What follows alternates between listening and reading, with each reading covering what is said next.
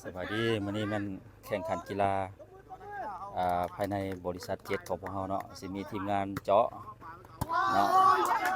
เรื่องข้าพเจ้าเนี่ยเป็นทีมงานเจาะเบื้องทางนั้นเป็นทีมงานจีโอที่ว่าพันนั้นเป็นเบียร์ลาวเนาะจำนวน1แก๊สวันนี้คะแนนของทีมเจาะเสิร์ฟก่อนจีโอจีโอแข่งไรตียังดูเดือดตีลงเสยเนาะ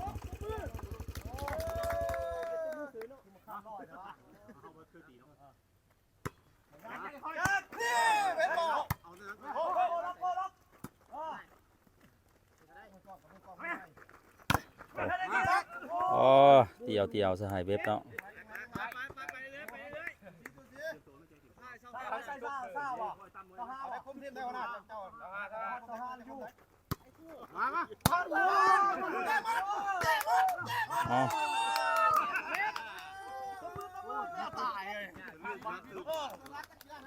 เปลี่ยนขาเสิร์ฟเนาะสายซับเสียบางอย่างเนี่ย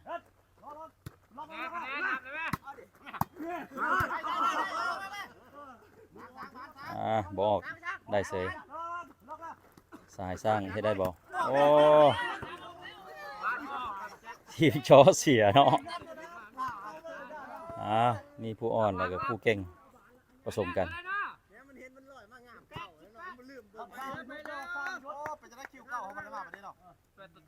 จิโอเป็นผู้เสิร์ฟเนาะ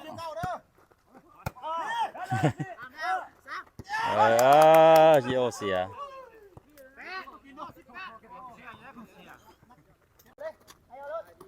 สายซับสร้างตีลงบ่ล็อกสายสร้างเนาะล็อกบ่ได้สายสร้างเล่นเป็นบ้านเก่งใจเจมอดเจมอดฆ่าตายเฉยสายเว็บ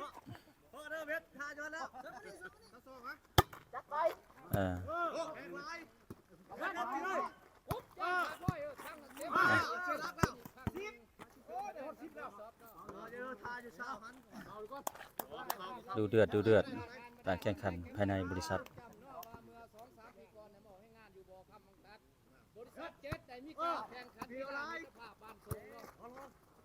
สายเว็บได้ป่ะเก่งหลายสายคอนมืออ่อนเนาะ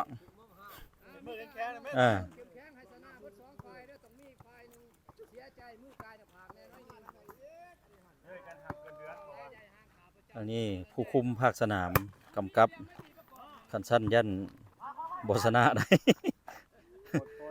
โค้ด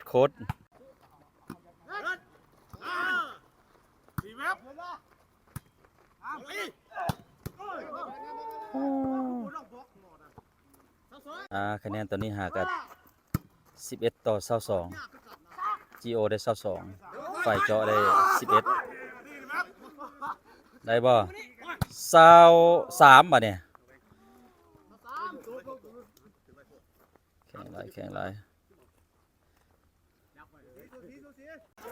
เนาะมื้อนี้แข่งขันเนาะวันที่18เดือน4 2024เนาะเป็นการแข่งขันระหว่างหน่วยงาน GO และหน่วยงานเวิร์กช็อปเนาะหน่วยงานจอเนาะกำลังการแข่งขันกำลังเข้มข้นเนาะสูสีสู้ไปสู้มาโอเคมื้อนี้เป็นการแข่งขันมิตรภาพเพื่อคำนำพับตอนวันกรรมกรเนาะวันที่1 เดือน5ของพวกเฮาส่งไปตามหน่วยงาน GO เสือไปเวิร์กช็อปฮับได้สู่ส้นอย่างสวยงามสวยสู่เข้มแข็งวัด2 ด้านเรียบร้อยเลยฟาวคะแนนเดียวนี้12-24ให้เข้มแข็งเบิดทั้ง2ฝ่ายโดยเฉพาะหน่วยงานจอสู่ต่อไป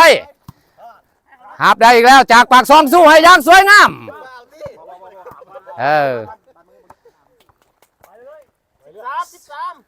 13แล้วขณะนี้เนาะคนรอกำลังเสิร์ฟไปอย่างบ่ขามขอตบมือเป็นเกียรติชมเชยอย่างข้างหนึ่ง